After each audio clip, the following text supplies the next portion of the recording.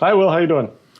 Good. Thanks for taking the time to be with me today. I am Will Wilkinson, the Vice President for Research at the Niskanen Center, and I'm here today with Ryan Muldoon.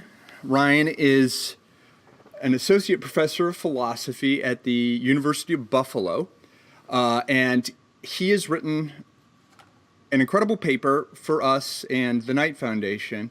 Diversity isn't what divides us. Division is what divides us. And this paper was written on a grant from the Knight Foundation on a set of issues around trust, media, and democracy. And Niskanen has contributed a series of papers focusing on understanding social trust. That was Kevin's paper. Yours is about kind of social trust and diversity.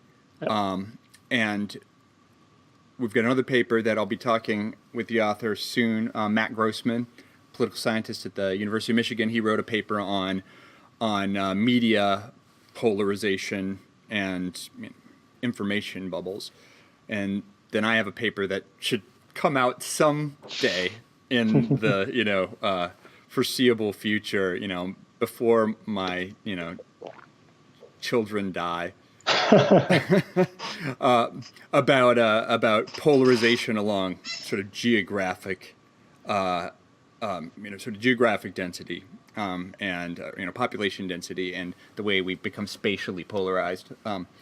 And so I want to talk to Ryan today about his paper, which I have to admit was my favorite paper of this bunch, including my own. Thank you very much. It gets into a bunch of issues that are profoundly interesting to me, but I think that are interesting to just about anyone. And so the theme of the paper is basically what are the benefits and hazards of diversity. And some people think that there's real issues with diversity undermining social trust, social capital, and things like that. You look at the data around that set of questions and give us, an incredibly valuable summary of what it says.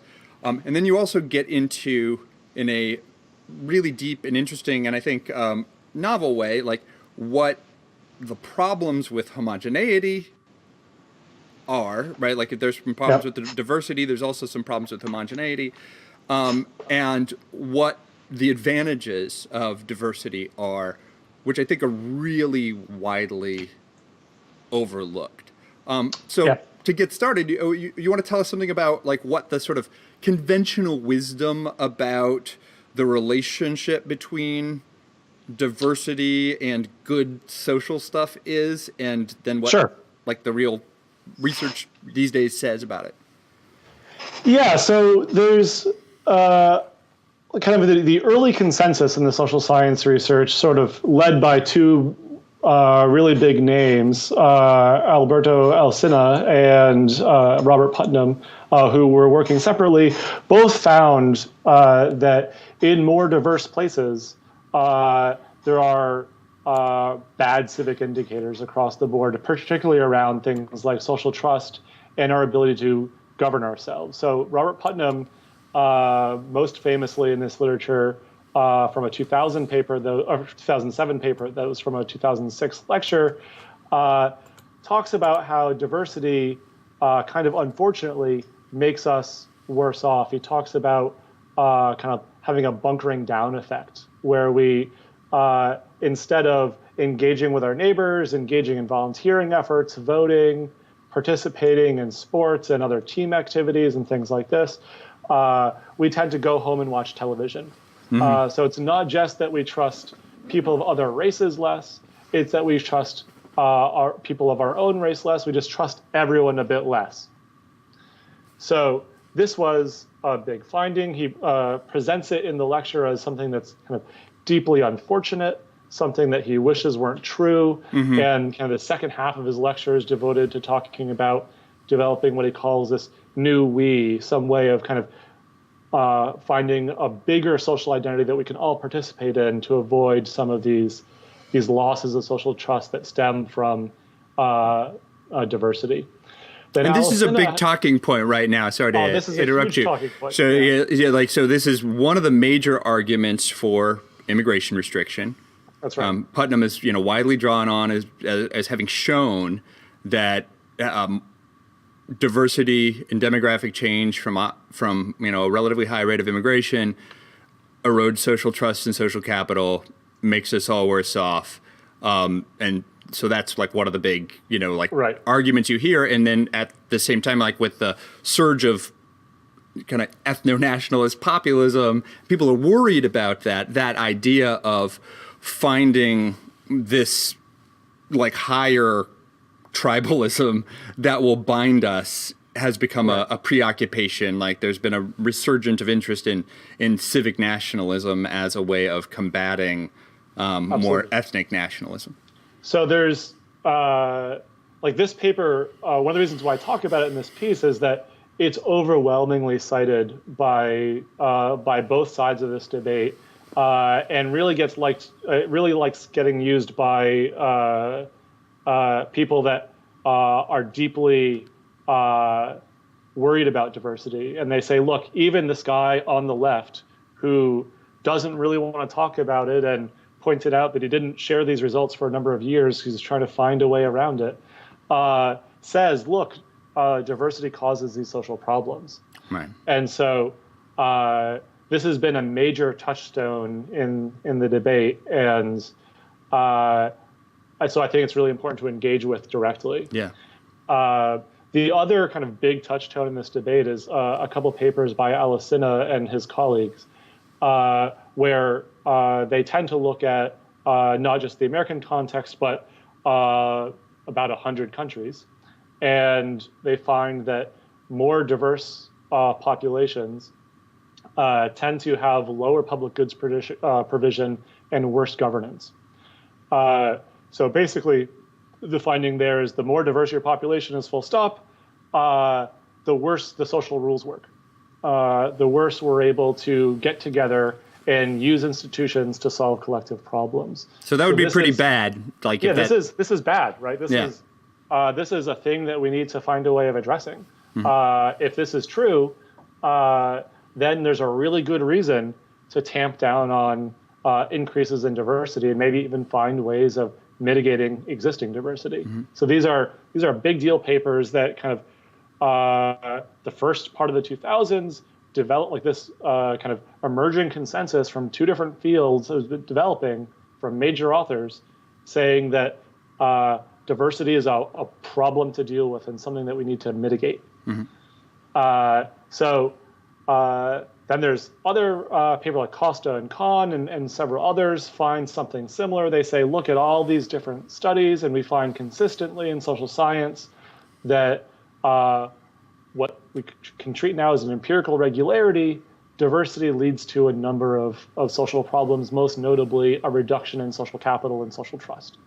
Yeah. So all the nice civic behaviors we like go down in more diverse areas. Yeah. And that's and would you say that this is that set of views is kind of what's the status of that kind of constellation of views within the social sciences? Are those broadly accepted, or are those things that are pulled out more by political commentators who are interested in having arguments about reducing diversity? So I think there's a bit of a mix. For sure, political commentators grab onto these things quite strongly and use them. The other thing that's important in the literature now is that it's been about 10 years or 15 years since some of these papers have come out, and there's a lot more empirical work that's been done. And so broadly, I think the trend that I've identified in the literature is that as these data sets have gotten better, and as these data sets have been able to include not just a diversity measure, which is really an aggregate measure over some total population, so an entire country's level of diversity, which is just adding up how many different ethnic groups or linguistic groups or whatever you're measuring, and seeing as a whole how different the average person is from the other one. There's that kind of data, which was more common earlier. More increasingly coming online now is data that's broken down spatially. So we know where people are in relation to each other. And the big thing that we're finding when we look at these newer data sets where we know where people are and their characteristics is that instead of learning something from the aggregate diversity measure, we can learn a lot more from something like a segregation measure. We can learn something more about how likely it is that you are in a neighborhood with people that are otherwise representative of that national sample. And what we find is the more segregation there is, the more the ethnic groups or linguistic groups are separated or religious groups are separated, that's when those negative results kick in. So Alicina himself, with a different co-author in 2010, has a really nice paper showing this. So on looking at a very large sample of countries, it's not diversity that causes governance declines and loss of social trust. It's segregation that leads to loss of social trust, which leads to governance problems. Yeah. So he has a very nice, careful causal model there that tries to estimate what the kind of expected level of segregation would be based on neighboring countries, comparing it to the country that they're in, and finds that every extra bit of segregation reduces trust, and this trust leads to worse governance. Yeah, so it's not trust leading segregation, it's segregating leading trust. Okay, yeah, so I just want to break that down a little further so people are clear what that says. So if you look at just like diversity by itself, so there are a number of measures of diversity. It's actually kind of hard to measure because there's, you can say like, how many different, right, ethnicities or religions there are. That could be like like within a certain area, right, or like how jumbled up are they, or like there's a bunch of ways of measuring diversity, and there's some methodological questions, but the basic idea of the first set of findings is that if you take a population, you estimate their diversity, a higher level of diversity is negatively correlated with higher social trust, higher social capital, the provision of public goods. There's also similar stuff from Alicina about progressive welfare transfers, right, stuff like that.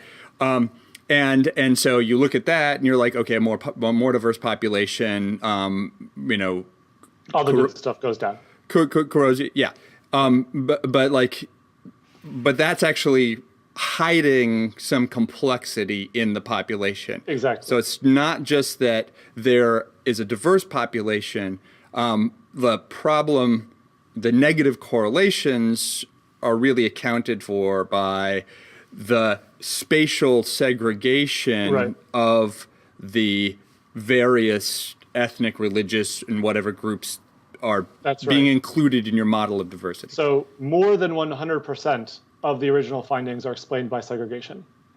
That is, diversity provides you a little bit of a bonus on most of these things in more of the recent papers. So you're a little bit better off civically. There's a little bit more social trust. There's a little bit better governance and things like that.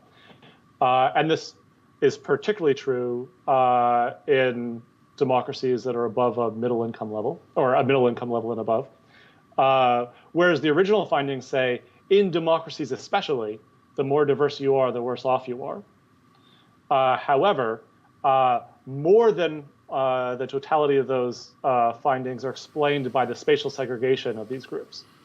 So yeah, that's fascinating. That really hurts us. That changes the entire picture. But then the immediate follow-up question that you're going to get. So if I'm playing devil's advocate for the view that a more diverse population is going to have some corrosive effects on sort of public civic life, you're going to be like, well, oh yeah, okay, so maybe it's the segregation that predicts it, but don't people just segregate, right? Like, isn't that like, so do you ever get diversity without segregation? So you can say that it's like the segregation that causes the problem, but if diversity Good. almost Yeah. inevitably gives way to, to segregation, then still it's going to be a problem. Good. So yeah, segregation is only really possible when you have a diverse population. You can't segregate when you're all the same. And so You'll always find an axis of difference that you can segregate on, though. Right. That's true. It can be over sports teams instead. One option is maybe just if we're diverse, we end up segregating.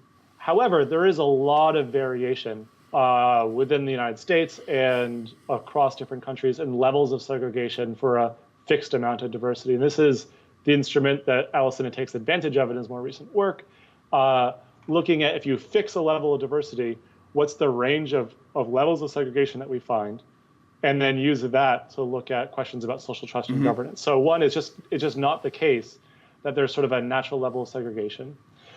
The other part of it is we have fairly overwhelming evidence that lots of segregation is driven by institutional arrangements and policy choices as opposed to kind of natural sorting.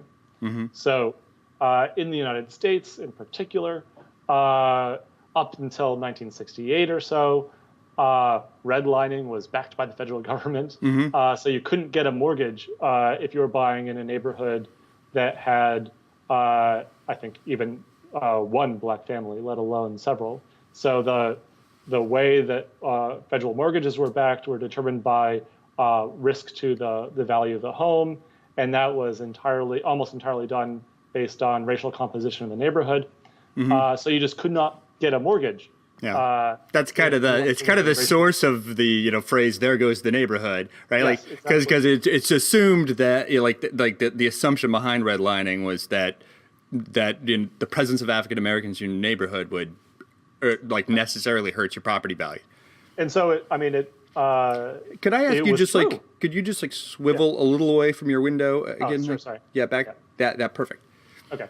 Sorry about that. So yeah, there's when you have something like a redlining policy in place, even if you're not yourself motivated by racial animus, you have a really, really good reason to not want people of other races moving to your neighborhood because your home value plummets dramatically. Like the main source of wealth that your family has plummets because now a buyer of your home can't get a mortgage to buy it. So the price has to go way down. So that's the supply of credit dries up, right? So you're making people act in a racist way. Yeah. And that's only one mechanism. Another entirely under-discussed mechanism in the United States that absolutely persists now is through zoning regulations on the kinds of homes that people can build in different kinds of locations.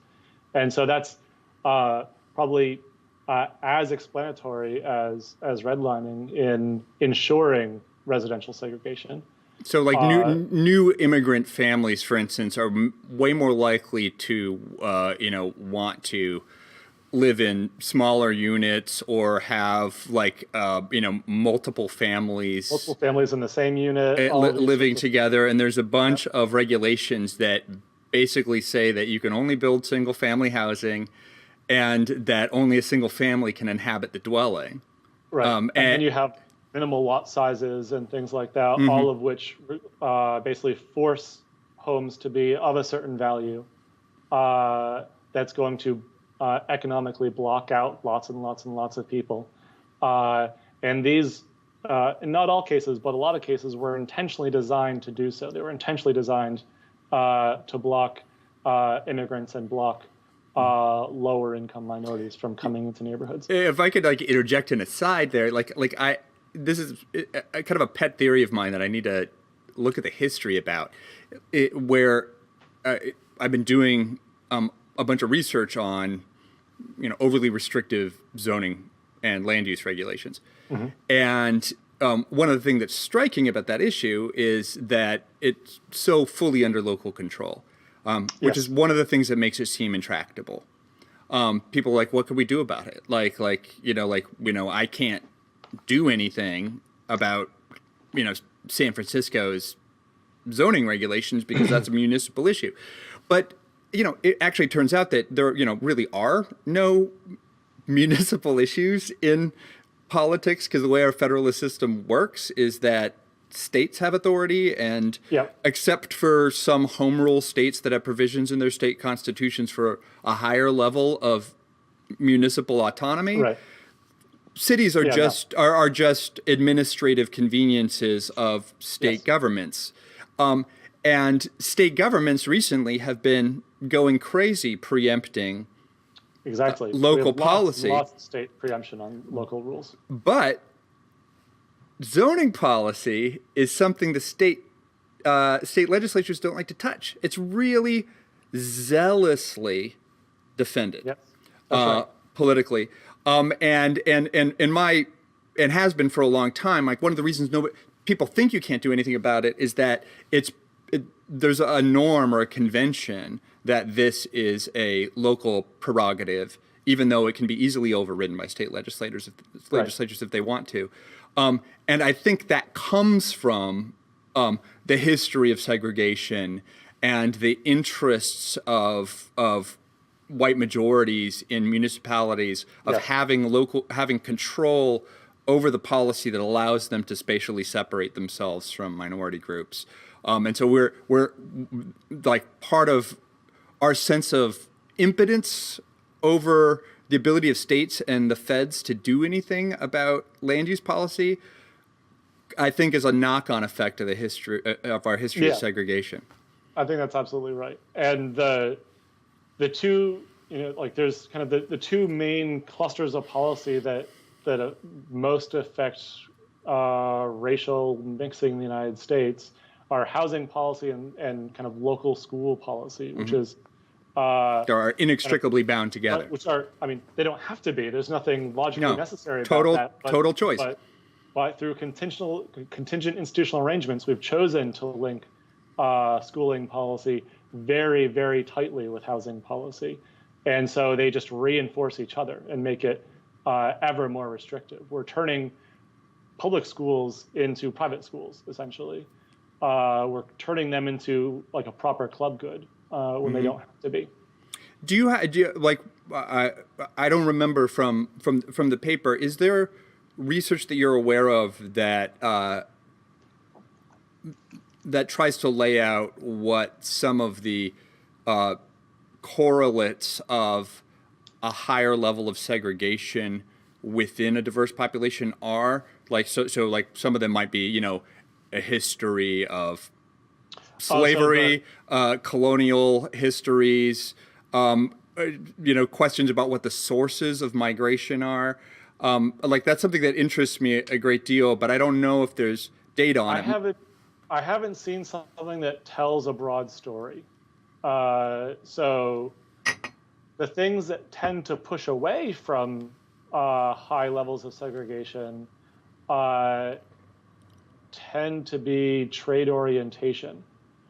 So the more you're in a place because there's a robust trade arrangement, the more likely you are to have kind of economic reasons for building good relations with people that are different from you, because they have access to different markets than you, and they have access to different products. And so there's the kind of adage, liberals love the water. And I think the natural explanation for that is because water facilitates trade. And so cities on water tend to be trade-oriented cities compared to similar-sized landlocked cities. See, that's super interesting. Yeah, that's part, like, liberal coastal elites. They're coastal because those cities are ports.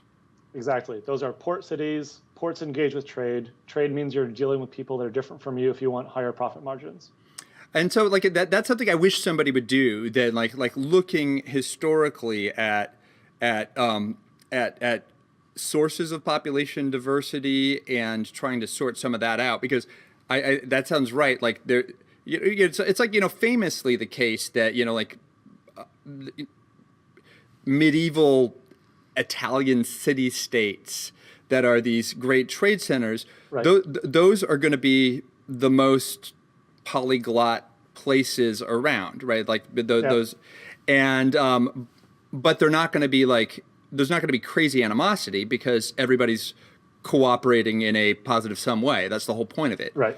And so like there's a certain history of if you a history of diversity caused by trade would seem to be like, okay, this is going to be good diversity that's not likely to just segregate in the bad way.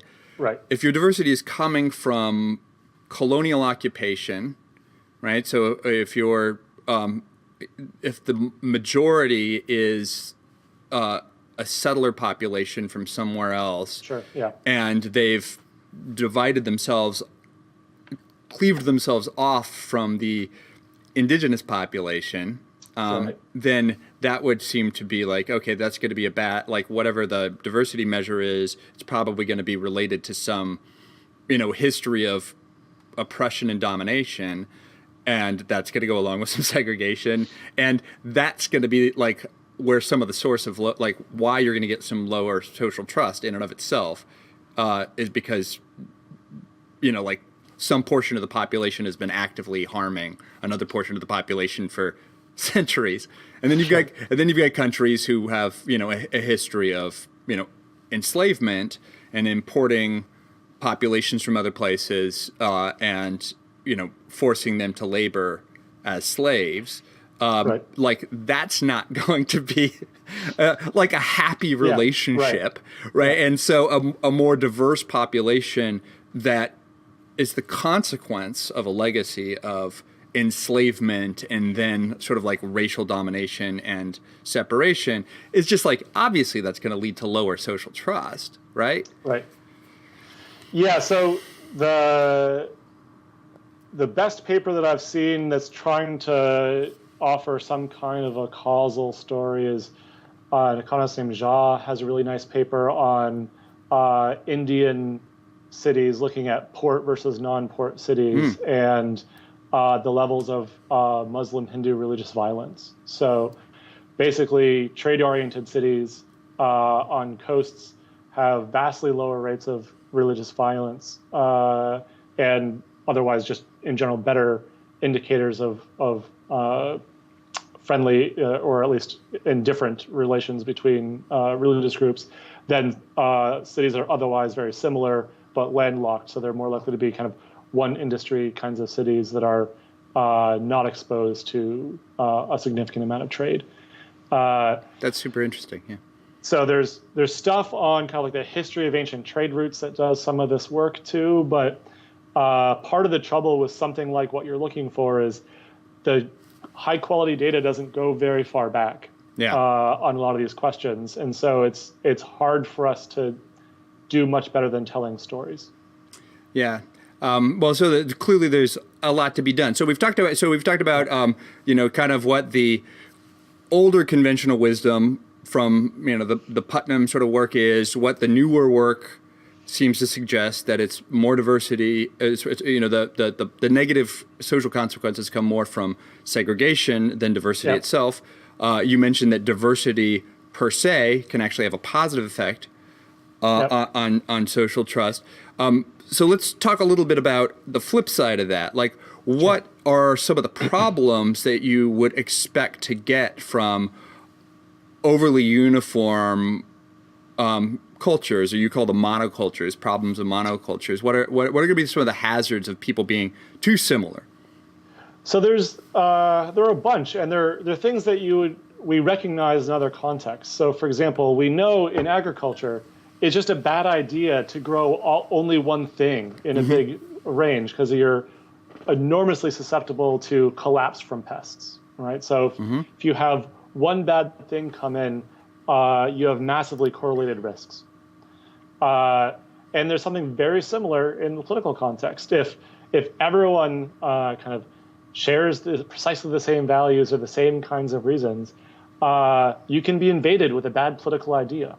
Really easily because you have no kind of built-up immunity to it. One of the kind of main features of something like a marketplace of ideas for a mill is that it's meant to give us social practice at ferreting out bad ideas and coming up with better ones. So there's this kind of invasion worry that we can have with a monoculture. Another sort of basic worry with a monoculture is something like very little innovative capacity. If we imagine that the world's changing at all through technological changes, or other countries are changing, or the media landscape is changing, anything like that, we're going to be very poorly positioned to adapt to a new environment. We're going to stick to old rules because that's the thing that we know, and we don't have a sense of why these things should be challenged. So we're going to get locked into a set of rules that might have been at one time a great idea, but without kind of like a regular check on whether that was smart, or whether that was kind of up to date. We can be stuck with this amazingly suboptimal set of rules that are kind of actively harming us. I've got like an interesting angle on that that I came across from some of the work on my paper, which discusses how people seem to be sorting spatially on personality, and I find this like a really interesting thing, which is that like at the individual level, the personality trait that most strongly predicts academic achievement and career success is conscientiousness, which makes sense. Like conscientious people are just people who get things done, hit deadlines, make to-do lists, right? So those are the best students. It's like, I forget, there's a couple papers that estimate the lifetime expected cash value of an this increment of more conscientiousness. Like, it's worth, like, being really conscientious is worth like millions of dollars over your life. Yeah.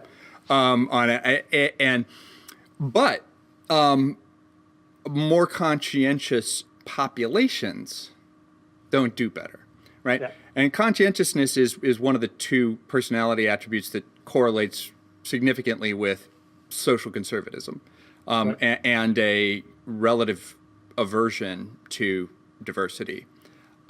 And one of the interesting things about that is that conscientious people are rule followers. They're conservative in the sense that they like to have a high level of clarity about what the rules are so that they can follow them. They like to have a lot of clarity about what the rewards are going to be for the inputs that they put in.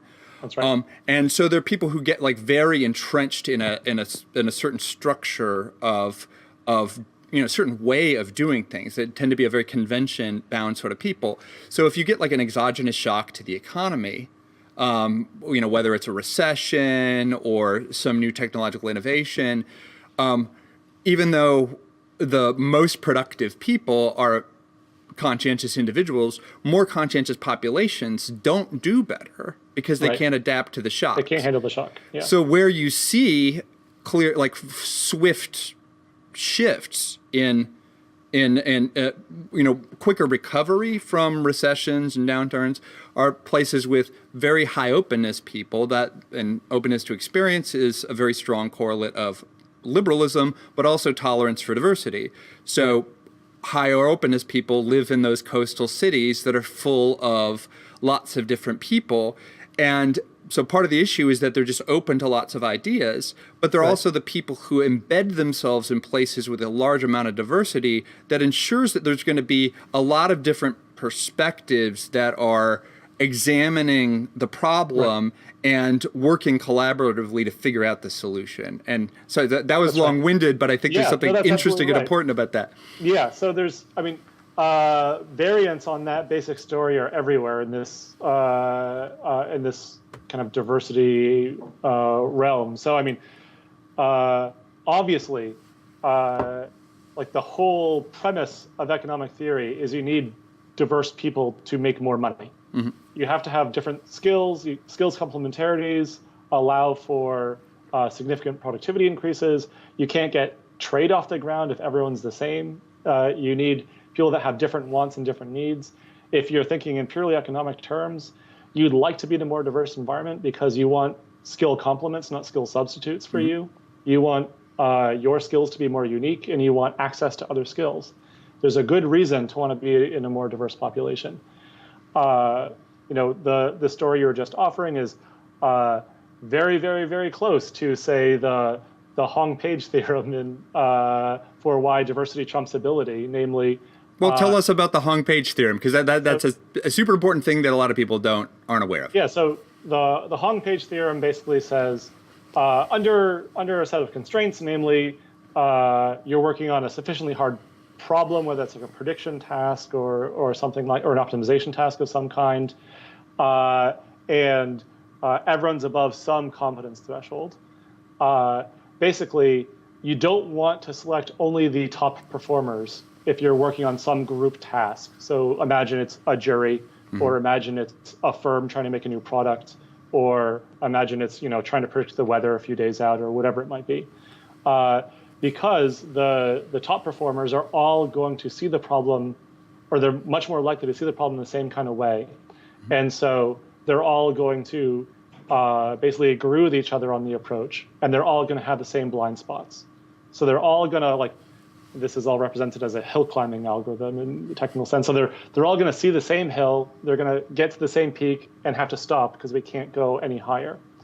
But if you have a more diverse motley crew of folks, any given one of them is going to be worse than any given one of the high skill folks.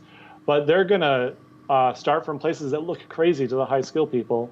And they're just more likely, because they're searching a broader part of the landscape, they're more likely to get to a higher peak because they're going to make more mistakes, but their mistakes are less likely to be correlated with each other.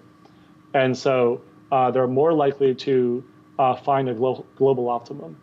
So there are some troubles applying this theorem directly to a lot of real-world contexts, right. But there's a basic story that we find a very similar dynamic in a lot of different areas where, especially when we're doing some kind of joint task, whether it's governance, whether it's working in a firm, whether it's education or something like that, where there's a bunch of people providing inputs to a common decision or a common goal, optimizing for like just the best person to comprise the team tends to fail badly. You want, because those people are very likely to be very similar to each other, you want a mix of people where the errors are going to be less correlated with each other.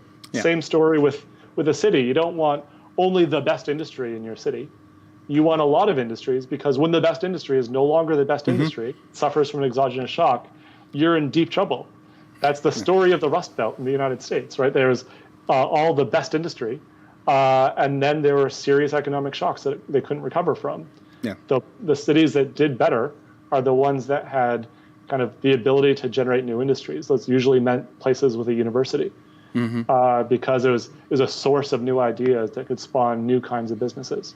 Now, what you were saying about the sort of the Hong-Page theorem, it's like profoundly important in a way that I feel like it hasn't sunk in with a lot of people, because like it suggests that like it really is efficient to prefer, on some margin, to prefer more diversity than, so if you've got a firm, you want it and I don't know what the bounds of this are, but you want more diversity, you want to maximize for diversity in a sense, and not just optimize for the ability of each individual worker, because if each individual worker of higher ability is similar, they're going to make correlated errors. They're not going to come up with novel solutions.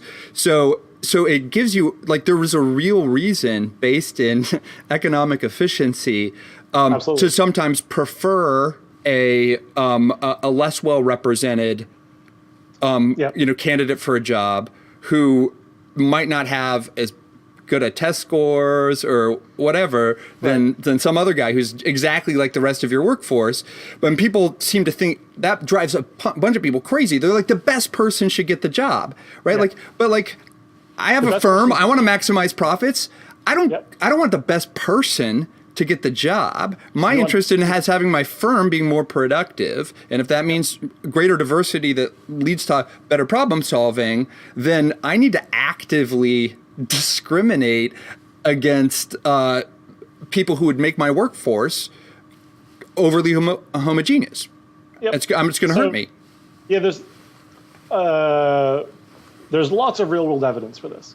So more diverse firms, whether you measure it by gender diversity or ethnic diversity or religious diversity, tend to make a bit more money.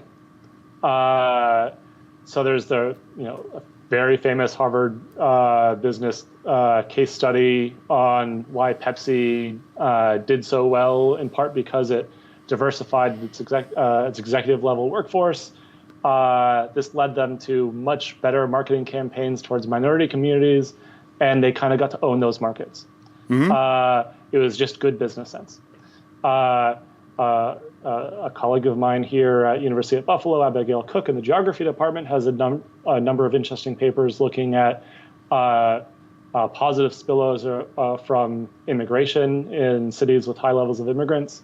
And basically, what's interesting about those findings that kind of puts a bit of a important spin on this is that when you have more diversity coupled with more welcoming institutions, everyone makes more money.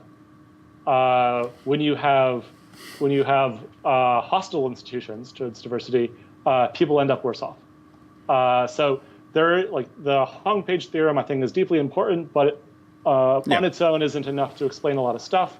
There are kind of two really important dimensions. One is what are the institutional arrangements that we've chosen, and whether they're good at helping us mediate this diversity, because there are kind of challenges in communicating with people that are different from you. Like there really are frictions that can result from more diverse population. Yeah, people like that. This is one of the interesting findings in this literature. Is like people like working in diverse groups less than working in uniform groups.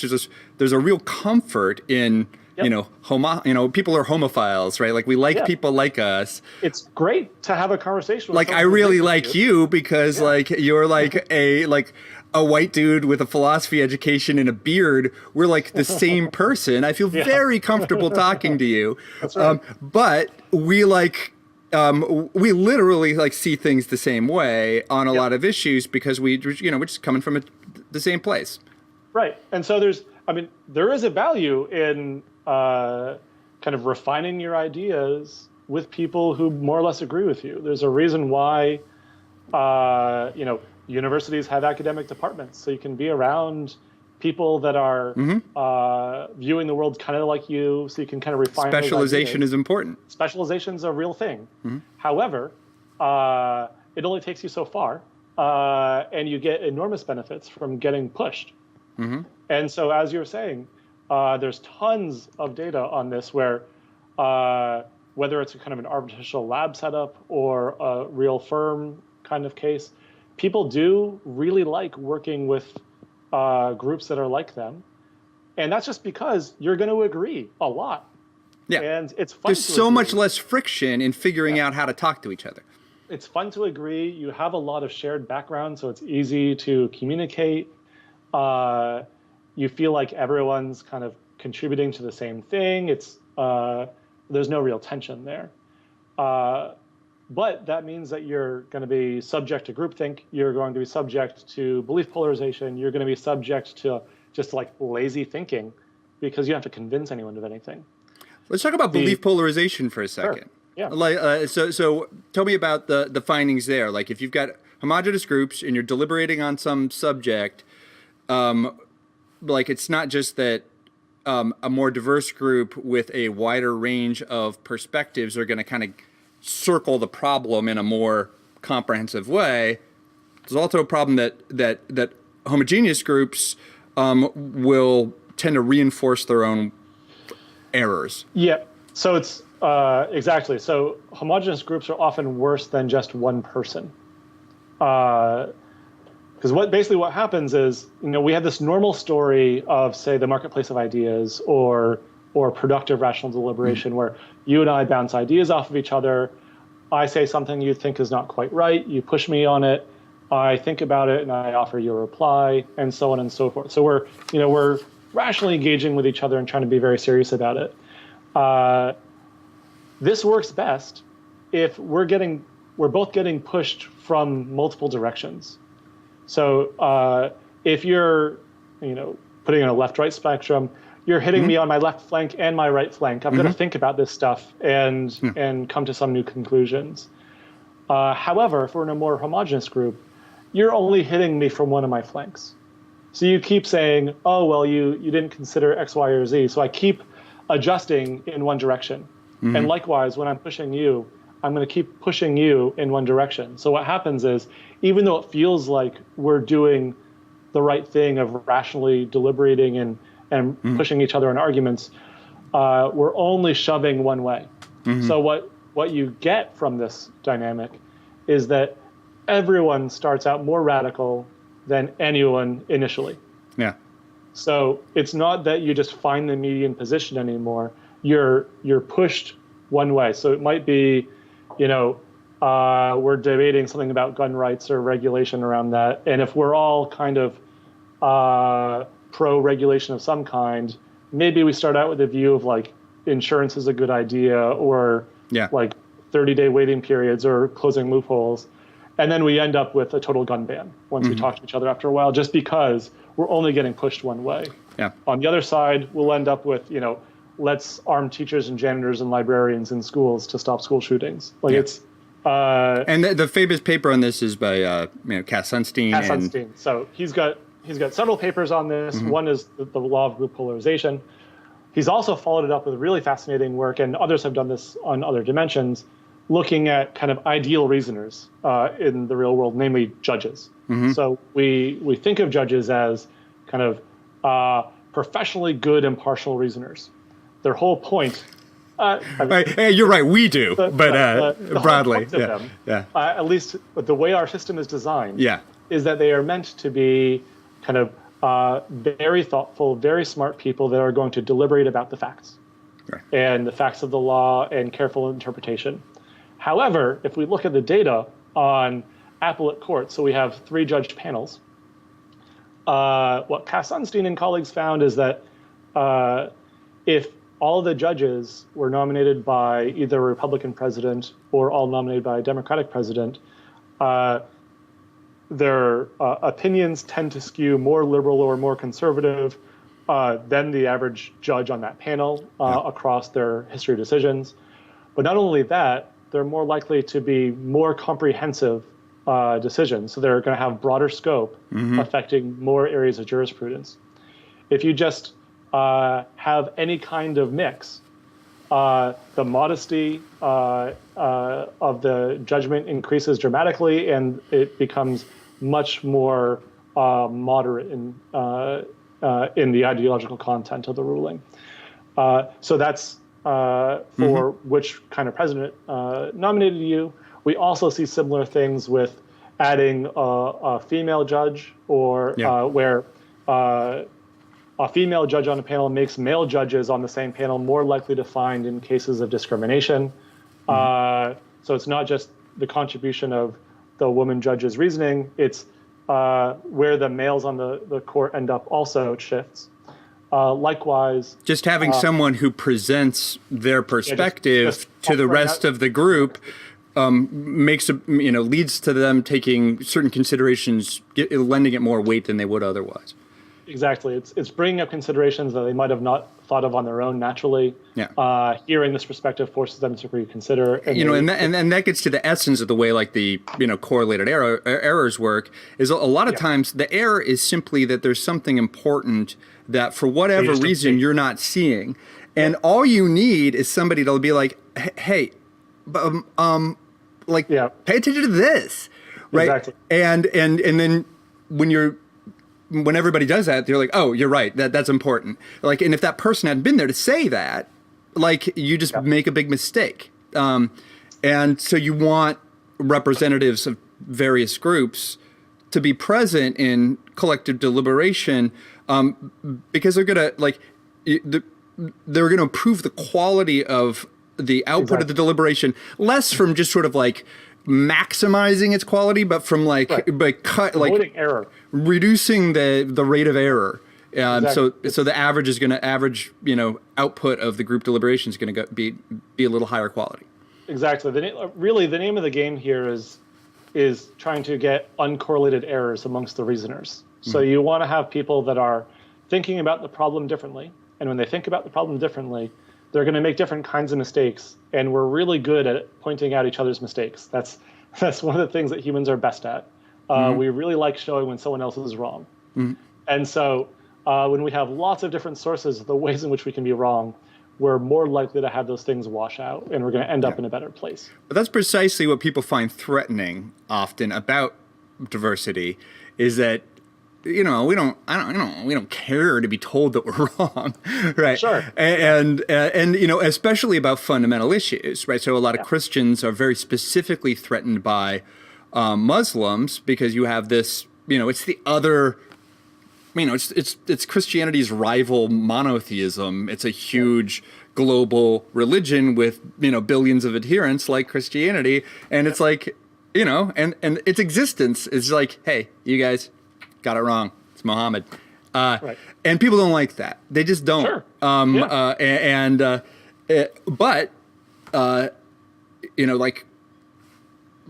You're going to be better off with people who have a different perspective. Even taking theological matters aside, right? There's even different, religious traditions or faith traditions or whatever. They're going to emphasize like different aspects of moral life, social engagement, and that are likely to prove beneficial when they're mixed together.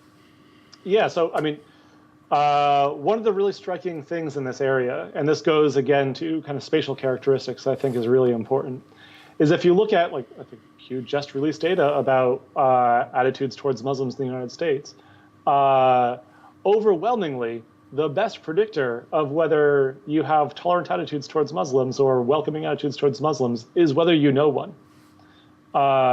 So having people around makes it really hard to demonize them, and it makes it really hard to end up with this weird caricature of them. This is also one of the clearest things on attitudes towards gay marriage in the United States.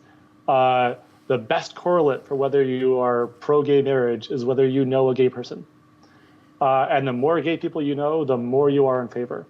And so this ties in to a really cool model that Ed Glazer has for thinking about politics. And he says, basically, our real risk with electoral politics is that a really effective strategy for a politician is to gin up fear of the other.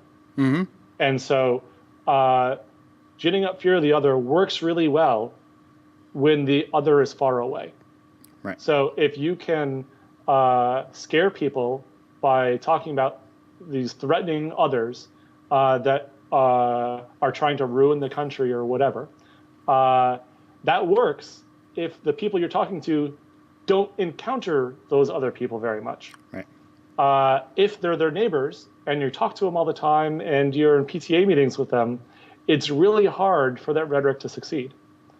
And so Robinson finds this in African politics using Afrobarometer data from about 10 years ago, and finds that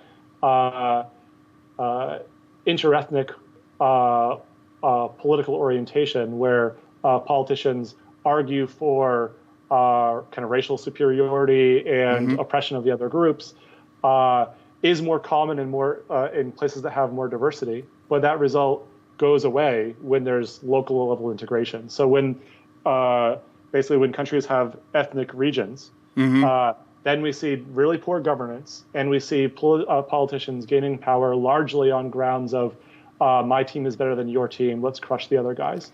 Yeah. But when they're integrated local environments, you can't run that kind of politics, and we don't see it. We see better quality governance, precisely because that approach to politics fails, and you instead have to do stuff that works. Yeah, so we clearly see that in our current system. One of the most part of the account of polarization that I've been working on with with thinking about how urbanization over time sorts populations is that that one of the things that keeps people from wanting to move from lower density, more rural areas is an aversion to moving to really diverse places. So there's there's a selection effect where the big, dense, diverse cities have already selected for people who are less ethnocentric, who it selects for white people who are less ethnocentric. It selects because the lower density majority is so overwhelmingly white. Non-white people overwhelmingly select into cities. Yep. This gives you a huge amount of variation in urban populations. It's ethnically various, but it's also more heterogeneous in terms of personality types. Yep. Because you've got the full range in the non-white populations, and then you've got the more liberal side on the white population. So, and that's one of the reasons, like, referring back to the Sunstein stuff on group polarization, why we've seen asymmetric polarization, where the right has moved right way faster than the left has moved left, because the heterogeneity of the Democratic base basically prevents it from just spiraling off in one direction. There are tons of extremely socially conservative, Black, Hispanic, Asian voters who identify as Democrats, and there's a bunch of social conservatives in the Democratic Party in the way that there's not social liberals in the Republican Party, and so that group can just sort of push itself all in one direction.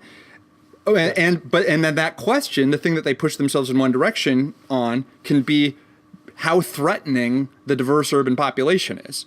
And like Trump has really whipped people up about that. And we've seen that group just sort of continue to spin off in that direction. We're getting more polarization on some of these issues, partly because of negative partisanship, right? Like the left is moving left in response to the right moving right, but the right is not. People on the right tend to suggest that the left being so left forces people on the right to move right. But it's not the case. It's the homogeneity of the right populations that tend them to push them to the right. And then people on the left respond to the right moving right by adjusting their position. So anyway. One of the things that's really interesting here is that if you look at the demographic makeup of the Republican Party versus the Democratic Party, in some sense, the Republican Party just never changed. Mm-hmm. It's very white, very male, and very Christian, and pretty old. But the country's demographics have changed, and so the Democratic Party overwhelmingly now is just the party of minorities, and I forget what it is, but it's close to like 50-50 white non-white. It might be more non-white. What I mean to say is overwhelmingly non-whites favor the Democratic Party. So for African Americans it's about 90%, and then for Hispanics and Asians it's about 2/3 each. Mm-hmm. And then I think about 43% of whites favor the Democratic Party, and the rest are Republicans, more or less. And so the Democratic Party is a close. Still, it's a heavily white party just because there's a lot of white people in the United States. But it trends now more urban, less Christian, less male, younger, and less white. So in one sense, the Republican Party never moved. Mm-hmm. And because they've never moved, this polarization dynamic kind of kicks in. Right. Because they're responding to this difference that they never internalized as a party. And so there's none of that pushback that you would get from a coalition of people that are pushing a line. So there's a reason for the kind of asymmetry in the behavior of the parties. Namely, the Republican Party is a bit more kind of principle oriented in a way that the Democrats are more kind of coalitionally oriented around kind of trying to serve a bunch of different interests. Mm-hmm. And it's easier to view the Republicans as a bit more principle oriented, in part because they've polarized around particular issues. And through the past 30 years or so, the correlation of agreement on those issues has really ramped up significantly. So if you came in for the free trade that they used to have, then you've come to adopt attitudes on a whole host of other issues. Yeah. And that engine is kind of very spun up right now. It's not clear how to break. And I think that partly, and this is one of the crazy things about the contemporary GOP, is that, okay, so there are more Democrats. There are a lot more. They vote at slightly lower rates, and it would be because just they're less conscientious on that. yeah, that's part of it. They're less conscientious, but also it's a poorer population, so the opportunity cost of voting tends to be higher, and so forth. But but what the Republican Party has done, instead of, right, so it's just sort of like, kind of dwindling out demographically. But I think there's some understanding of the fact that if it just broadens its coalition, that starts to break down the consensus on the issues that they've moved to extremes on. So, like, because the Republican Party already has a massive advantage in terms of the structure of our electoral institutions, there's a big low population, lower density bonus overall in the system. Sure. They could easily hold on to national power indefinitely if they just increase their non-white share of the vote a very small amount every cycle. Yep. That's right. It would be super easy to do. They can win forever, but they don't want to do it. Instead, they'd rather make it harder for the other side to vote, to make sure that they don't have to broaden their coalition. Because it's true. This is like, that is in some sense like having a broader coalition is an existential threat to the current consensus of the Republican Party, which is one of the reasons why I want there to be fundamental electoral reform that makes it very, very hard for Republicans to use these tactics, because then it forces them politically to try to get voters inside the outer suburbs, get more higher education people, get more non-white people. And the second they do that and have to cater to that constituency, like, our whole system depolarizes really rapidly. Yep. Politics will change quickly. Because they have to change on a whole host of issues in order to hold on to those voters. That's what they're afraid of doing. So they'd prefer to be, like, almost aggressively anti-democratic right now than to actually just court voters where they are. It's interesting. So, after Mitt Romney lost, the kind of the report that the RNC put out afterwards, it said, listen, we need to broaden our appeal to Hispanics, and we need to kind of reach out in more ways. That's going to mean softening our immigration stance and a few other issues. And instead, the Republican nominee just doubled down on kind of maximizing the returns from a very core of the population, and relying on the fact that land gets a lot of votes in our system, so to eke out a victory. And so that's also why I think you see Mitch McConnell's strategy is just maximizing Republican judges and minimizing Democratic ones when there's a Democratic president. And that generates that dynamic among judges that you mentioned. I mean, like, if you wanted to make sure that the system was delivering the most extreme conservative judicial decisions, it's not just important to appoint Republican judges. You want to minimize the chance that those Republican judges ever have to sit next to a Democratic judge. Yep. So you want judges that have kind of similar stances on a whole bunch of things that you care about, and you want to push as many in as possible and block everyone else. It's a smart strategy for kind of maintaining as much political control as you can get with the demographic realities that your party has. Yeah. Well, like, to finish up, like, the end of your paper, you give some recommendations for depolarization. This is just like exactly what we're talking. Like to bring it back to the framework of your paper. What we're talking about right now is that the GOP strategy right now is to maintain segregation in partisan alignment, right? Yes. And we're both noting that segregation of the electorate drives the polarized hostility. Yep. And what I was just saying is that if the parties were less segregated in terms of geography, ethnicity, also education and gender, then the whole system would moderate. Like we would depolarize, the right would come toward the center very rapidly, and that would have effects on the left too, because they'd have to compete to get those voters back. Right. From and so it draws everything towards the center. So you give a much larger set of recommendations for depolarizing through desegregation. So you want to tell us what some of those ideas are? Yeah. So the best things to do here are the ones that I think are by far and away the biggest political lift. So.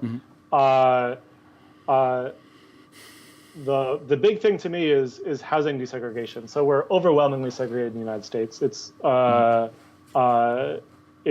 of incredible when you actually notice it. Like we're so and it has not gotten better on net.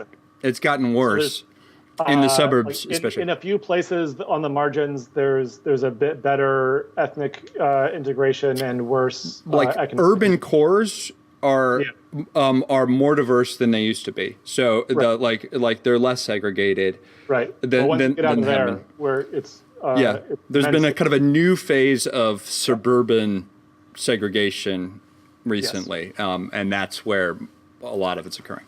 Yes. So one thing we could do is just the opposite of redlining. Mm-hmm. So we could use an instrument like the mortgage tax deduction with federal taxes to be at its largest if you're buying into a neighborhood where either that neighborhood is currently diverse, or you can imagine a policy where your family moving in makes that neighborhood more diverse. You get some sort of bonus on your mortgage interest deduction. That's a clean way of doing it that shouldn't mess with housing prices deeply, but it's going to provide economic incentives for people to end up in more diverse places, especially if you're that value-added version of it. And a knock-on version of that too, like one effect that you would predict over time is that you start to balance out the kind of wealth accumulating power of home ownership, because if you're incentivizing white people to move into non-white neighborhoods, that kind of like raises the value of those properties for them. Vice versa, just the more this becomes a norm, the less the presence of diversity sends a signal of some kind of depressed property value.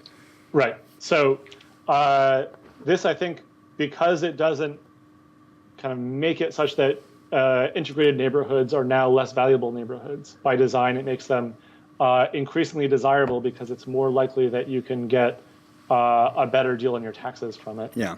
This should have rational alignment with better norms. Yeah. For sure.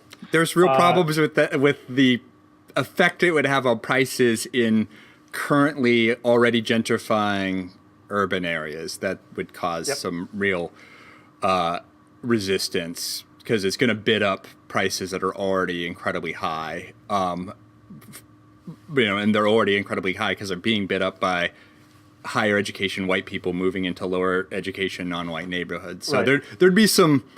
Right. So one thing you could think about doing also to kind of minimize some worries around kind of unfair burdens of gentrification is something like with the money you could just save from not giving the full mortgage interest tax deduction to everybody on these terms, you could have some renter's version where if you're renting in a place that is more diverse, you get something too. So, I mean, that would help with some of the fundamental kind of economic injustice of the mortgage interest tax deduction.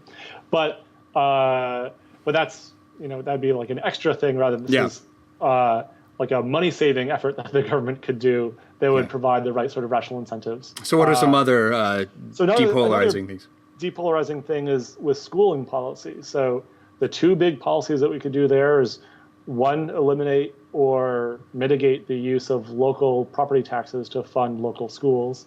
That by itself bids up housing prices enormously in certain locations and effectively turns public schools into private schools. So I live in the city of Buffalo. It itself is a pretty African-American city in a pretty poor city, especially compared to what it used to be. Its suburbs are quite white and pretty wealthy. The difference between my property taxes in Buffalo versus what my property taxes would be in a nearby suburb is pretty much the same price as private school. So the difference just is like the cost of private school. So we're turning public schools into what's effectively a private school. So doing away with that, or at least mitigating it, would make a big difference. Another thing you can do would be to increase the size of school districts. This was common in the 70s, having much larger metro areas that would cover different segregated zones to make sure that then each school district is more or less a demographic representation of the whole zone rather than the local part of it. So people hated this in the 70s, but it worked really well. So the educational outcomes from this were good for everybody. Everyone gained. Every racial category gained from this, and the biggest gains came from minorities. The biggest shrinking of the educational achievement gap happened during this period, and so that was just good policy that largely white people hated and protested aggressively against. It's literally part of the reason that I grew up in Iowa. Like I was born in Independence, Missouri, in Jackson County, Missouri, in the early 70s, and we moved in the late 70s to Iowa, in part because of the busing program in Jackson County, Missouri. Like my parents, for whatever reasons, didn't want my older sister to have to go to worse schools or to have her school full of like worse students. And like a lot of race sensitive motivation, like I don't think there was any hostility toward African Americans, but there was clearly an aversion to being to sending your kid to school with black kids, and you justify it to yourself by thinking that it proxies for this other stuff. It's going to be less safe. It's just going to be less good. The average quality of the students is going to go down. So my kid's going to be like more in danger, going to get a less good education. And so it's very easy to find a way to justify it to yourself. But on net, it was actually a really good policy. Exactly. On net, everyone gains. So that's, I think those are like the three core policies that would make the biggest difference. And those are the three core policies that are least likely to happen right now. They are like, in part because the kind of the sort of, if you kind of corporatize segregation for a moment, if you imagine like segregation's best trick is convincing you that it's a solution to a problem rather than the problem itself. Once you've been polarized in a segregated environment, you're convinced that diversity is the problem that segregation is solving, when really segregation is generating most of the problems that you have at a civic level. And so those are the best things to do, but they're the biggest political lift, especially in this environment. So things that I think are more likely that would make some amount of difference is trying to take advantage of our media environment a little bit. So you can imagine things like YouTube or Facebook or other platforms where you're exposed to certain kinds of ideas. Those platforms are optimized for serving up to you more of the thing that they know you like. So they make money based on predicting how long, what you want to watch next on YouTube. So you're going to watch more and more and more. And this tends to polarize you out, right? It's really easy to get indoctrinated into some crazy views on these sorts of platforms, precisely because it keeps suggesting these kind of iterations of ideas that push you one way. Right. So one thing you can do, and this is obviously a technology that exists in other areas, is you can set an experimentation rate. So instead of being exposed to things that it's certain that you'll like, you can get exposed to things that are different. So like Pandora does this with music. You can set an experimentation rate of things that will offer you up that you might not have heard before that you might like. You can imagine social media platforms doing something similar. Another kind of strategy is something like offering up. Do you think that would have to be mandated, or just be like, hey, you guys are good coastal liberals, you say, at least you say, do this. Maybe you should do this because don't be evil? So, I mean, they've abandoned the don't be evil policy in writing anyway, but there is... just evil enough, maximal evil, profit maximizing level of evil. There is a business case for something like this, namely, it could well be that you like the thing that you're newly exposed to, that you just never were exposed to because you didn't know about it. And that's why music stations do this, because it gets boring listening to like the C tracks of the same band over and over again. It's more fun to get a little bit of variety. And so it's likely true with other cultural consumption and civic consumption that it's nice to be exposed to some new ideas, at least sometimes, that are like good exemplars of different kinds of views. So I think there's probably money to be made there. And if not, it's not a terrible self-regulation kind of move, especially in an environment where politicians are dying to regulate you. And likewise with Facebook, you could imagine something where instead of only seeing your friend list or something like that, you could pretty easily construct like a statistically representative person that holds different views from you that you get in your newsfeed. I've done this with my Twitter. I spend way too much time on Twitter, and a while back there was some third party that was probably just trying to harvest followers lists who had this thing that would tell you like the gender balance of your Twitter list. And, I've noticed for a long time that, like people who like to listen to me are like other white dudes. And it's always like annoyed me, but I'm like, I'm probably, so like, I'm just like, clearly I'm not appealing to everyone. And I was like, well, I buy into all the, the Scott Page diversity stuff. I think I'm going to be wrong if I only hear the same thing. For a long, long time, I've been, I've had a really diverse sort of political consumption. Sure. But like, I was like, okay, I just got to get into other, so like now I won't add a white guy. I won't follow a white guy on Twitter unless I've like followed 2 or 3 women or 2 or 3 people of color first. And over time, that's made a real difference to my Twitter feed, right? Yeah. Like I get lots of black Twitter. I get lots of like feminist Twitter. I get like most of the women that I follow are female academics. So they're probably like homogenous in a way that, but I do get like a different experience than I was getting before, which was dominated by like wonky white dudes like me, and so you constantly hear different voices that have a different set of priorities, that are thinking about issues in a different way, and just I think simply hearing it constantly changes your attitudes over time.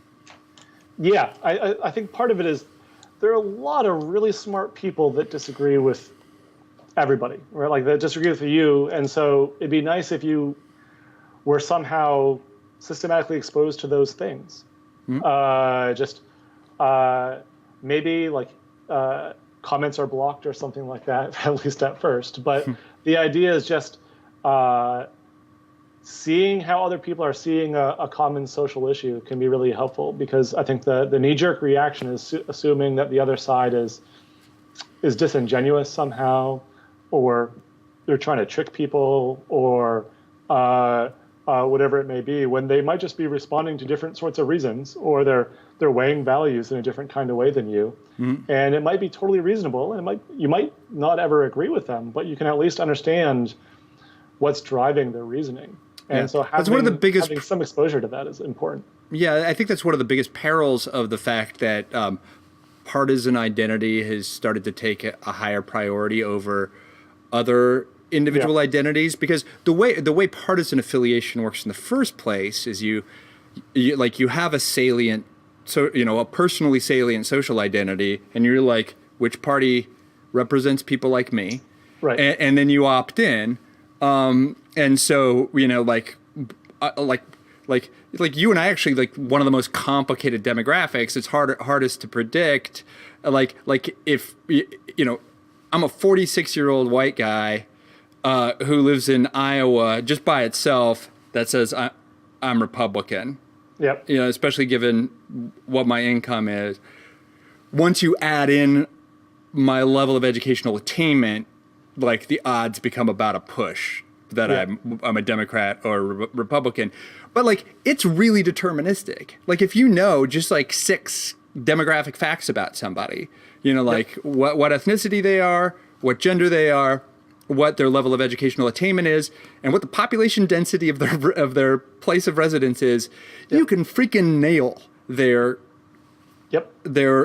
partisan ID. So that becomes a problem when people, like, start really heavily identifying with that partisan identification, because that means that, like, and that the content of that identification is increasingly just hostility towards the other partisan group. Because then if I'm a 46-year-old white guy in Iowa and I'm going to be pretty conservative, then I'm like, why would I want to listen to black women on Twitter? Those are Democrats. Right. Like, and they're just going to be ideological. Right. Like, but, like, nobody's actually ideological except for incredibly, like, highly educated, like, intense news consumers. Right. Everybody's just like a random assortment of weird views. Yep. But except for the things that are really consistent that have to do with their experience, the experience of their social identity. Yeah. So if you just, like, follow a bunch of black women on Twitter, you're not going to get crazy liberal ideology. You're just not, right? Like, you're going to get a lot of vehemence about a certain set of issues. But, like, like the gender relation politics may be way more conservative than you're expecting. The level of religiosity may seem way more conservative than you're expecting. All sorts of stuff. Right. And that's exactly what you're not exposed to if you avoid just tuning in to what black women are talking about, because you assume because they're Democrats, they're liberal, right? And so that has a further polarizing effect, because it just leaves you in ignorance of the actual views of people in different demographic groups.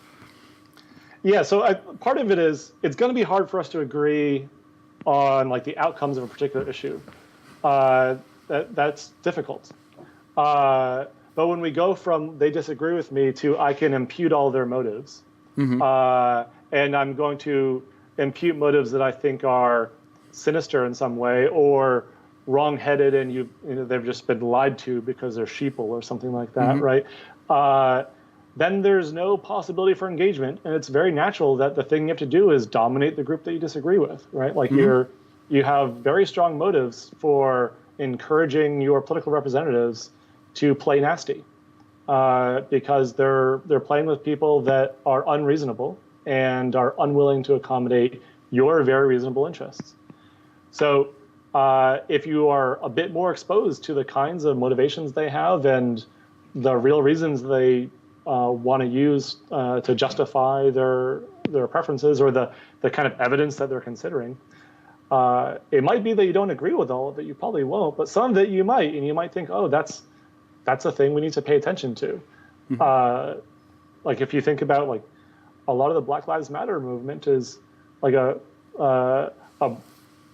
exposure event for whites that a lot of people experience police in a hostile way. Like mm-hmm.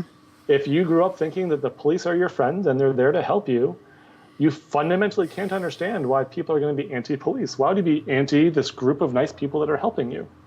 But if you experience the police as something like an occupying army or some sort of like aggressive threat, it's hard to see how you can have these other kinds of views. Or if you're personal, I've forgotten her name. Like last year around this time, I had a nice conversation. I was at a conference with she's a political scientist at Stanford. I'm just blanking on her name, Jennifer something, I think.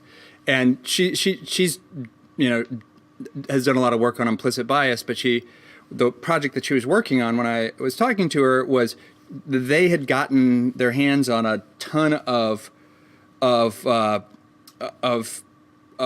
police camera, body cam footage mm-hmm. Mm-hmm. Of traffic stops. Right, huge quantity of this, and went through and broke, separated out the traffic stops by race, and then, just measured stuff within those interactions, like what does the policeman say when they approach, kind of, and there's some of it subjective, but a lot of it just isn't, do they say hello, like how's your day going, that kind of stuff. They either do or they don't, or do they go straight to license and registration plate, right? Right. Stuff like that, like what they say at the end of the interaction. And then there's some subjective stuff like rating this level of tension and hostility in the interaction, and it just turns out that like black and white motorists have radically different experiences. Yeah. So with the police just literally treat them different, and it doesn't matter if it's a African American or white cop. African American cops treat African American motorists with the same kind of like coolness and suspicion, and sort of like you better not be doing anything wrong. And treat white motorists with the same sort of like, how's your day going? Hey, you were going a little bit fast. I hope that, okay. And when she was telling me about that, I was like you see just how fundamentally impenetrable other people's experiences can be when like it has to do with it, because my dad is a police officer. I grew up around policemen, but I've literally never had the experience of being a black person having an interaction with a policeman. Right. All I've ever had was the experience of being a white guy having an experience with a policeman, and I've drawn a bunch of inferences about how friendly I think police are, or how threatening I think police are, because they're friendly and not threatening to me. Right. Exactly. But it's hard to even grasp that your experience is going to vary so radically from somebody else's experience on the basis of some aspect of your identity. That's right. And the only way we get better on this front is exposure. Right? So having, talking to people that you view as equals on this stuff, you find it out. It's also just, when you have a more segregated population, it's easier to demographically target in a bunch of ways. So, we say redlining ended, but if you look at the housing crisis in 2008, that was in part spawned by banks intentionally going after African-American households and trying to sell them a subprime mortgage when they were eligible for a prime rate mortgage. And if all of your friends in the same neighborhood are also only getting access to subprime mortgages, you think that's the way it is. Everybody's going to be paying that penalty interest rate, and they don't even know that it's a big deal because everybody they know is paying it. You have no idea that you're getting harmed. But Yeah. if you, had a white neighbor that you're chatting with and you find out that you're paying radically different rates, even though you're earning roughly the same kind of money, that's a thing that you can find out and do something about. Yeah. And where we see, aggressive policing tactics like stop and frisk and things like that, they don't even make sense on like a Bayesian analysis of where and who you should target for like the returns on a search. Like in New York City during the height of stop and frisk, the returns on searching a white person were like 4 or 5 times the returns on searching a minority, but way, way, way more minorities were targeted. That's largely because and if you actually optimized your searching, it would go to parity quickly because but that's, I mean, because what that is like, I expect that if I just like put an ounce of weed in my pocket and walk around, that like, no big deal. Like nobody's going to stop me.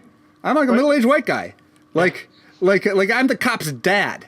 Right. Like, and like, and I can actually play this game where like, you're kind of wasting my time. And the guy will actually feel bad about it. He's like, oh, well, sorry to hold you up. And I'm just not going to get in trouble for the ounce of weed. Right. Like, and so white people are way more likely to be like white dudes are way more likely to be walking around with ounces of weed simply because of the fact that they're less likely to get stopped for it. Yeah, and then the flip side is if you are stopped, you can be let off with a warning. Yeah. Because you can explain why this is a weird occurrence and you never do it again and blah, blah, blah, blah, blah. Oh, man, this is for my grandma with cancer. Exactly. And he's like, oh, okay. Yeah, sure. Yeah. But part of this is also just that can happen in part because it's not the same cop or the same district of cops that are making those decisions because you're spatially segregated. It's not the same neighborhoods that are using stop and frisk sorts of tactics versus other kinds of policing tactics. And so if you assume, as I think is the case, there's a fairly constant rate of drug use across racial groups. But if you're only targeting certain neighborhoods, you're only going to pick up white people use kids. drugs more. Yeah. So there you go. I mean, it's there's just there's not going to be the searching because there's not the civic sense that that's a problem. Yeah. And so when you have these spatial differences, our political institutions are spatially organized. Yep. And so we're going to have worse institutions on more burdened populations. And that's just what we expect. And when you have more contact with the police, you're less likely to protest, you're less likely to vote, you're less likely to complain, you're less likely to sign a petition, all that kind of stuff. And so that means that entire demographic group gets less political voice, full stop. Yeah. If I could pitch in one of my suggestions in a Times piece that I wrote, I don't know if it works, but like I think it's the sort of thing that we need to seriously consider. Is I came out for making multi-member urban congressional districts in the House, and like as I mentioned earlier, there is no constitutional reality or political reality to cities in our system, but way more than half our population lives in the 50 most populous cities in the in the country, and cities are incredibly different from not cities in terms of its level of diversity. So there's very specific interests. The nature of political problems, the nature of resources available to solve all of those things, but it's radically underrepresented. Even though the House of Representatives is proportional to population, the fact that the Democratic voting populations are more geographically densely packed actually puts them at a disadvantage even with a fairly drawn set of districts. So part of the problem is dividing places up into districts, and it's a huge problem in Republican states where they just carve out parts of the city simply to dilute the Democratic vote with a giant swath of lower density a great example of this. population. Yeah, like all of Texas is like that. and so like what I'd love to see is just basically just making a whole metro areas like a single a single multi-member district. A place like LA, like LA County is basically the same as just LA itself. Like, and that would supports like 8 or 9 representatives. And so then what you have are 8 or 9 representatives of Los Angeles in Congress, right? Like, and I think that's important because it's a multi-member district and it's not divided up ethnically. Every single one of those people is relying on, if you're doing it by some like ranked choice voting or some other kind of preference voting, like you need to be a higher preference candidate for people who aren't like you. But a city like Los Angeles, the thing is, like, Democrats would hate this because you'd get 2 or 3 at least Republican representatives from LA County, while there are 0 now. But they would be Republicans that had who specifically represented an urban constituency in its entire diversity, and those are choices that states can actually unilaterally make under the Constitution.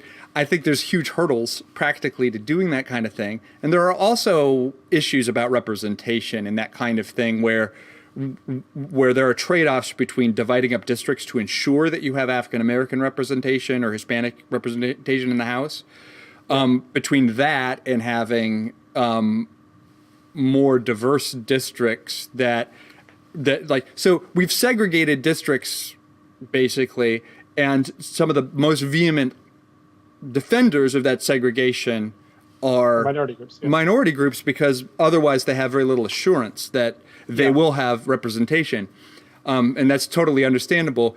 But like, we're in that equilibrium that we're stuck in makes it very, very hard to get to a point where our sense of political representation is a little bit broader. Yeah, so I think multi-member districts are in general a good idea, not just for metro areas, but that, like, having some metro area / rural ways of carving up different multi-member districts would make some sense. I agree with you that you'd have to pair it with something like ranked choice voting. Otherwise, you're going to have very little shot of getting minorities elected as representatives in a lot of places when they. Being that there's one thing that's tricky about this stuff in general is that there's a bunch of different dimensions on which we might want to carve up our political representation. So we default to this sort of land view in every way that we have representation. But as you mentioned, it's not kind of like logical units. It's kind of whatever gerrymandered arrangement is made. And people don't think of the states themselves as legislative districts, but they are. Like, a state is basically just a Senate and an electoral college district that, like, with respect to its role in national politics. And they're just completely arbitrarily drawn historically based on very specific contingencies about partisan balance in 1854, right? Exactly. Like, and so so our system is the Senate is districted according to like an almost like maximally random criterion. Yeah, or like worse than random. It's correlating with lots of things. Is really bad, but there's nothing we can do about that in any short term. I agree with the House. There's more room to make improvements in either treating states themselves as a single district and having only at-large representatives with like some sort of slate voting would make some sense, or you can carve it up to just a lot fewer districts that are more multi-member. So you can carve out metro areas and kind of where there are real differences in rural interests. So I mean, my preferred rule is something like so whatever the House apportionment is, and right now it's like from the last census, it's like so a congressional district has about 720,000 people in it. So if you have a relatively organic agglomeration that gets up to the threshold of apportionment in terms of population, that area should be a single district. And so if it's 5 times that size, it should be a single district with 5 representatives, right? Yeah. And then once you've taken care of that, like in the order of operations, then you can maybe either treat the rest of the state as like in a smaller state, the rest of the state as a single member district, or divide it up regionally in a way that makes sense. So like, California, turns out to be and there's a big Bay Area district, a Los Angeles district, maybe like an Orange County district, and then you can, carve it up into 4 other districts that have relatively equivalent population. I think that would be nice, because then you would sort of effectively constitutionalize urban, like cities as a unit in the federal scheme without having to change anything else. So I agree with that, and I think there's room here where different states could experiment with different arrangements. But again, the trouble is there's a similar urban-rural problem in states too, where overwhelmingly land still has votes in pretty much all of these legislatures. So it's tricky to pull something like that off. I think it's a good thing to advocate for, and there's probably some states that'd be a little bit more willing to try than others. And if they see some success with that, that'd be good. But I think they're getting at a principle that's sort of important at an abstract level that I think we just fail at multiple levels, where it seems like an instance of a fairly grave injustice where you can, as part of your politics, determining not just what the rules are, but who you're sharing the rules with. Especially when you get down to this to a subnational level, it's really awkward to say that you get to drive out potential new members and make decisions that are affecting people that don't have any kind of say whatsoever. So at like the municipal level, we do this constantly, but it's not at all clear that there's a legitimate argument for it, other than just we were here first. A legitimate argument for what exactly? Like for systematically denying certain kinds of new members to your political unit. So we do this with zoning. We do this with a bunch of housing regulations. We do this with like homeowners associations and things like that, where intentionally we cultivate a certain kind of neighbor. And this has consequences not just at kind of the demographic level, but also for like the life cycle sort of level. Like when you're young, you don't have a lot of money and you want to go to where jobs are, but you can't afford it if you aren't allowed to like share an apartment with somebody. Like DC is a great example of this, where you have tons of people wanting to do internships or lower wage, low level work in important institutions, and you just can't. Even if you get it, like, we give out a little stipend that is, better than nothing, but it's not enough to pay a month's rent. In DC, unless you're living with a bunch of people, and that's extremely hard to organize if you're coming from, like State U in Mississippi. So it's different if you're coming from Harvard and Princeton, where a lot of your classmates might be going there afterwards anyway. But if you're super easy, so these things, really serious barrier to these pipelines of upward mobility. And like a big problem that the U.S. has is we have a hyper leaky pipeline there. So we're really good, and like Raj Chetty is amazing on this. So he's done a lot of really powerful work on kind of the economic costs of segregation, the social mobility costs of segregation. But there's also just issues, and he has a nice paper with a lot of colleagues on kind of who gets patents at the end of the day. If you compare kind of like third grade math test scores, you're way more likely, if you have high third grade math test scores and you're a white guy, to end up with patents than if you're a woman or an ethnic minority. And largely that's because the white guys overall have access to better networks. And there's plenty of white guys who don't have any of those networks, and they suffer in the same kind of way, where they just don't have access to the sorts of people that can say, hey, this is a skill you can cultivate, and here are some kind of training opportunities for you. We're really, really, really bad at kind of pulling people up from places that we don't know to look. Yeah, that is like one of my biggest issues that I think when people get upset about identity politics, like one of my biggest complaints about identity politics is the failure just to take seriously data on how much various identities affect your opportunity. Yeah. And I mean, it's just really, really clear. And my whole worldview, and I think yours too, is about trying to get people to play positive sum games. Yep. Try to get them to the table of productive cooperation, cooperate with other people in a pro-social way. But in order to maximize the surplus from cooperation, people have to be trained to cooperate. They have to develop their human capital so that they have something really productive to contribute in a really finely, in an economy with really fine-grained specialization. And so when you systematically deprive whole groups of people along the identity lines of a decent education, right, what you're doing is locking out a huge amount of human potential. Exactly. There's human capital that could have been cultivated, wasn't. It's not becoming an input to pro-social cooperation. Yep. It leaves absolutely everyone poorer.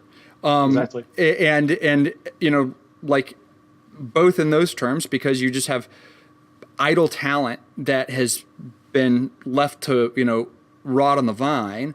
Yep. But also because you'd be better off if you had a more diverse group of people in your workplace doing a better job solving problems, et cetera, et cetera. So there's just enormous gains that we've left on the table by not addressing the systemic effects of discrimination along various identity lines. Absolutely. Even if you don't care about equality.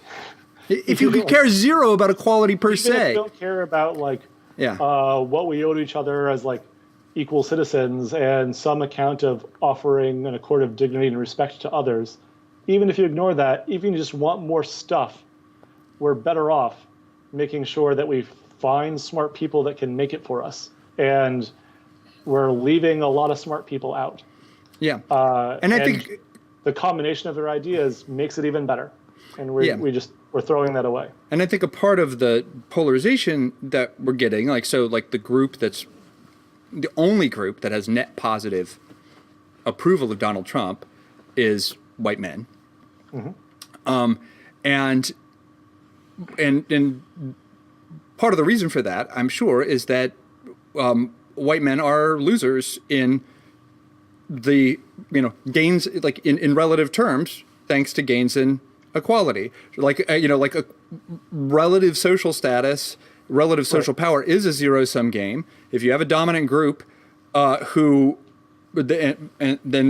but they become less dominant because of increasing equality of other people, they have lost ground in relative terms. Right. And that is a real harm. People care about their relative position. They feel a lot of anxiety about it. Yep. It hurts them.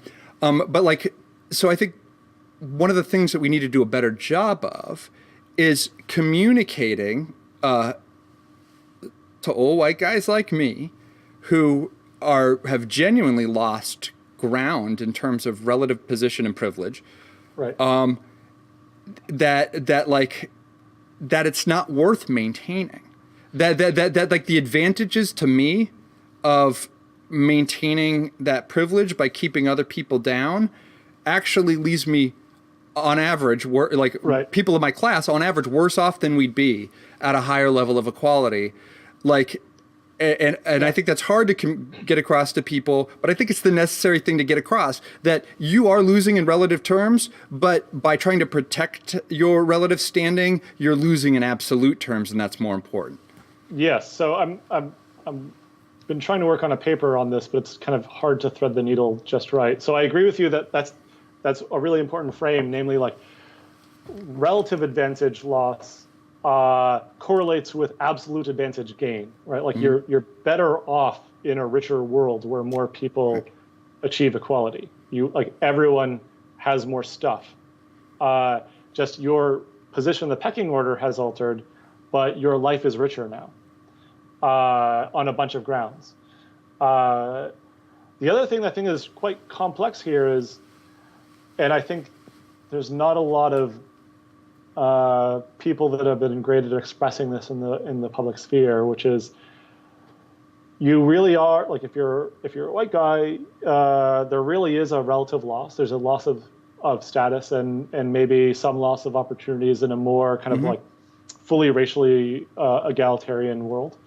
And that is a real loss to you, but it's a loss of something that you had no entitlement over. So it's a crass version of this is like, if you have this family heirloom that it turned out your great-great-grandfather stole, and the family that it was stolen from eventually gets it back, you really did lose something, but you never had title to it. Right. You never had a property right there. And this is... But you're not wrong to feel a sense of loss. You're absolutely right to feel like loss. You're going to have a completely genuine attachment to it. Yeah. And if you planned your life, like if just by some weird coincidence, every month there's money in your mailbox from who knows where, and it's been consistent enough that you like plan your life around the money being in the mailbox, and then one day it stops, it's hard to adjust now, right? Like you've made life decisions around the idea that there's constant supply of free money, and so you never had a right to it. But it doesn't mean that you haven't had to make really consequential adjustments that have cost you something. But I think, and the need to adjust to the money not coming into your mailbox can be completely demoralizing as well. Yeah, like you're like, it's too late for me to figure out how all this works. Absolutely, this is a thing that I think we need to both appreciate, that there's a personal potential devastation, even like something like a real big challenge in this adjustment to the kind of the new order of things. But also, you had it illegitimately. It might not have been your fault, right? Yeah. It's not that you stole from someone else, but you were benefiting from stuff that was never yours to begin with.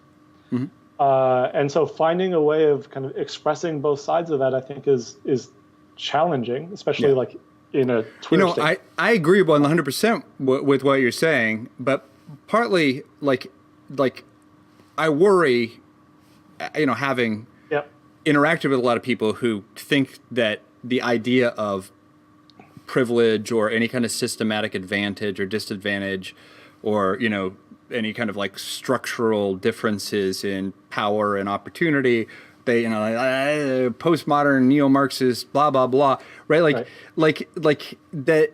It's just hard to get any message across about the illegitimacy of your standing or some of your advantages or your gains, but like independently of that, I think you can get across that other people, that human potential is the most valuable thing that there is. That we're squandering it systematically, and that if we'd stop doing that, you're going to be better off than you would be otherwise. And part of what that requires is that the equality of standing, rights, and dignity of these populations need to be taken super seriously, and then it's going to pay off for you. I agree with that. In a sense, that's like the harder-nosed argument that is kind of more straightforward, telling someone that you are just going to be materially better off. I think some of this is people have a bit of a hard time believing that, in the same way they have a hard time believing that like global trade is beneficial, right? Yeah. So China getting rich is awesome for me. If China successfully gets rich and integrated into the world economy, that means like way more people are working on vaccines, and way more people are doing cancer research, and way more people are making cool products that I might want to buy. And the market for sort of like for life-saving medicines for relatively rare diseases goes way if up. a billion consumers comes online who quadruples the number of people who can afford to buy that treatment, you're going to get more treatments Exactly. The gains to scale are enormous everywhere in any kind of a knowledge economy. And so we should want, Africa and Latin America and Asia to rise as fast as possible, even if that means relative decline in the United States, just because it means way, way, way, way more people are working on problems that we need solved. But that's, I think, an uncompelling argument to most people. Which is a bummer. Yeah. Well, like I always like to leave it on a sad note. But this is like I keep talking about this forever, Ryan. Thanks for the conversation. This is super stimulating. If you want to hear more about Ryan's paper, Diversity Isn't What Divides Us, Division is What Divides Us, check out the Niskanen Center website. And Ryan has also written a new summary essay of the paper at Niskanen. I hope you'll check that out if you want to dig deeper into some of the stuff we talked about today. So thanks, Ryan. Thanks, Will. All right. See you later. All right. Bye.